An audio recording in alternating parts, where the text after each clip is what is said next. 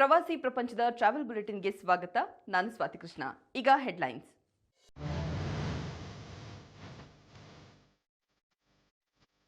ಕೇಂದ್ರ ಅರಣ್ಯ ಸಚಿವಾಲಯದಿಂದ ಮಹತ್ವದ ಆದೇಶ. ಕಾಳಿ ವನ್ಯಧಾಮದಲ್ಲಿ ಸೂಕ್ಷ್ಮ ಪ್ರದೇಶಗಳ ಗುರುತು. 24 ವಿಮಾನ ನಿಲ್ದಾಣಗಳಿಗೆ ಉಡಾನ್ ಯಾತ್ರಿ ಕೆಫೆ ವಿಸ್ತರಣೆ. ಕೈಗೆಟುಕುವ ದರದಲ್ಲಿ ಆಹಾರ ನೀಡಲು ಸರ್ಕಾರ ಸಿದ್ಧ. ಸೀಸ್ ಫೈರ್ ಹಂತದಲ್ಲಿ ಮಧ್ಯಪ್ರಾಚ್ಯ ಯುದ್ಧ. ಆದ ನಷ್ಟಕ್ಕೆ ಯಾರು ಹೊಣೆ ಎನ್ನುತ್ತಿರುವ ವಿಶ್ವ ಪ್ರವಾಸೋದ್ಯಮ. ಬೇಸಗೆಯಲ್ಲಿ ಅಡಿಗಾಸ್ ಯಾತ್ರಾದಿಂದ ತಂಪಾದ ಪ್ರವಾಸ. ನೈನಿತಾಲ್ ಈ ಬಾರಿಯ ಟ್ರಾವೆಲ್ ಡೆಸ್ಟಿನೇಷನ್.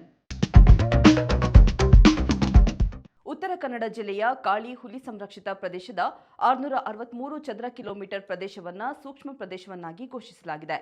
ಕೇಂದ್ರ ಅರಣ್ಯ ಸಚಿವಾಲಯದ ಆದೇಶದ ಮೇರೆಗೆ ಈ ನಿರ್ಧಾರವನ್ನು ಕೈಗೊಳ್ಳಲಾಗಿದೆ. ಅರಣ್ಯದ ಅಂಚಿನ ಪ್ರದೇಶಗಳನ್ನು ಹೊರತುಪಡಿಸಿ ಸೂಕ್ಷ್ಮ ಪ್ರದೇಶವನ್ನು ಗುರುತಿಸಲಾಗಿದ್ದು, ಈ ಸಂರಕ್ಷಿತ ಪ್ರದೇಶಗಳಲ್ಲಿರುವ ಅಮೂಲ್ಯ ಸಸ್ಯಗಳ ರಕ್ಷಣೆಗಾಗಿ ಈ ನಿರ್ಧಾರ ಕೈಗೊಳ್ಳಲಾಗಿದೆ ಎಂದು ತಿಳಿದುಬಂದಿದೆ. ಅಂತಿಮ ಅಧಿಸೂಚನೆ ಪ್ರಕಟವಾದ ಬಳಿಕ ರಾಜ್ಯ ಸರ್ಕಾರ ಸಂರಕ್ಷಿತ ಪರಿಸರದ ಸಂಬಂಧ ಪ್ಲಾನ್ ಸಿದ್ಧಪಡಿಸಬೇಕಿದೆ. ಸ್ಥಳೀಯರೊಂದಿಗೆ ಈ ಕುರಿತು ಚರ್ಚಿಸಿ ಪ್ರಕ್ರಿಯೆಗಳನ್ನು ಕೈಗೊಳ್ಳಬೇಕು ಎಂದು ಕೇಂದ್ರ ಸಚಿವಾಲಯ ತಿಳಿಸಿದೆ. ವಿಮಾನಯಾನವೆಂದರೆ ಬಲು ದುಬಾರಿ. ವಿಮಾನ ನಿಲ್ದಾಣಗಳಲ್ಲಿ ಸಿಗುವ ತಿಂಡಿ ತಿನಿಸುಗಳ ಬೆಲೆಯಂತೂ ಸಾಮಾನ್ಯರಿಗೆ ಕೈಗೆಟುಕುವಂತಿಲ್ಲ ಎನ್ನುವ ಅಭಿಪ್ರಾಯ ಜನಸಾಮಾನ್ಯರದ್ದು. ಪ್ರಯಾಣಿಕರು ಈಗ ಈ ಅಭಿಪ್ರಾಯವನ್ನು ಬದಲಿಸಿಕೊಳ್ಳುವ ಸಮಯ ಬಂದಿದೆ. ಯಾಕೆಂದರೆ ಕೇಂದ್ರ ನಾಗರಿಕ ವಿಮಾನಯಾನ ಸಚಿವಾಲಯ ಉಡಾನ್ ಯಾತ್ರಿ ಕೆಫೆಯನ್ನು 24 ವಿಮಾನ ನಿಲ್ದಾಣಗಳಿಗೆ ವಿಸ್ತರಿಸಲು ನಿರ್ಧರಿಸಿದೆ. ಪ್ರಯಾಣಿಕರಿಗೆ ಕೈಗೆಟುಕುವ ದರದಲ್ಲಿ ಆಹಾರ ಮತ್ತು ಪಾನೀಯಗಳನ್ನು ನೀಡುವ ಉದ್ದೇಶದಿಂದ ಈ ಯೋಜನೆಯನ್ನು ರೂಪಿಸಲಾಗಿದೆ. ವಿಮಾನ ನಿಲ್ದಾಣದ ಮೂಲಸೌಕರ್ಯವನ್ನು ಆಧುನೀಕರಿಸುವ ಕಾರ್ಯತಂತ್ರದ ಭಾಗವಾಗಿಯೂ ಈ ನಿರ್ಧಾರವನ್ನು ಕೈಗೊಳ್ಳಲಾಗಿದೆ ಎಂದು ಸಚಿವಾಲಯ ತಿಳಿಸಿದೆ.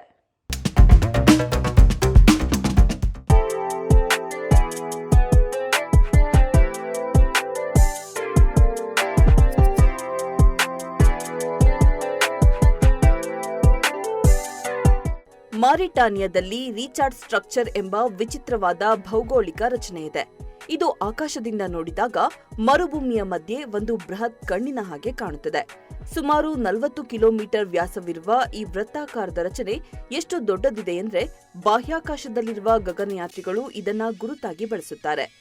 ಇದು ಗುಲಾಮಗಿರಿಯನ್ನ ಕೊನೆಯದಾಗಿ ನಿಷೇಧಿಸಿದ ದೇಶ. ಜಗತ್ತಿನ ಎಲ್ಲಾ ದೇಶಗಳು ಗುಲಾಮಗಿರಿಯನ್ನ ನಿಷೇಧಿಸಿದ್ರೂ ಮಾರಿಟಾನಿಯಾ ಅದನ್ನ ಅಧಿಕೃತವಾಗಿ ನಿಷೇಧಿಸಿದ್ದು 1981ರಲ್ಲಿ.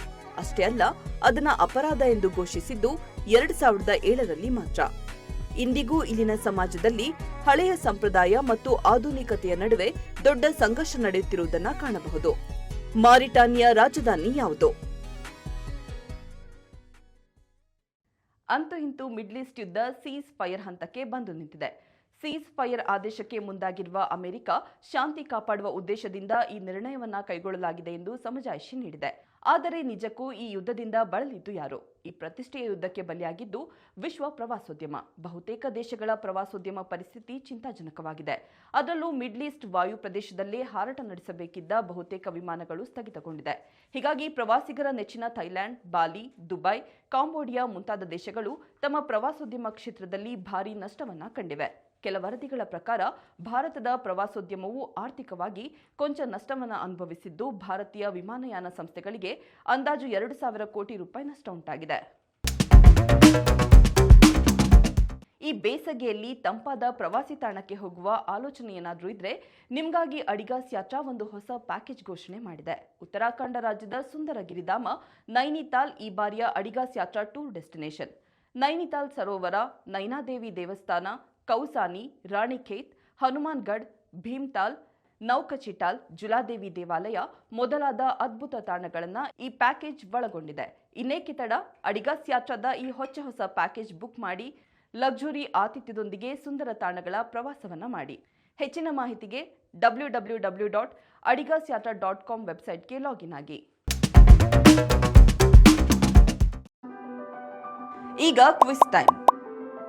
ಇಂದಿನ ಪ್ರಶ್ನೆ: ಅಂಕೋರ್ ವಾಟ್ ದೇವಾಲಯ ಸಂಕೀರ್ಣವು ಯಾವ ದೇಶದಲ್ಲಿದೆ?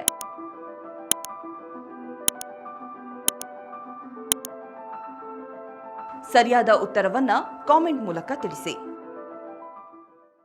ಇದಾಗಿತ್ತು ಇವತ್ತಿನ ಟ್ರಾವೆಲ್ ಬುಲೆಟಿನ್. ನೋಡ್ತಾ ಇರಿ ಪ್ರವಾಸಿ ಪ್ರಪಂಚ, ವಿಹಾರವೇ ವಿಶ್ವ. ನಮಸ್ಕಾರ.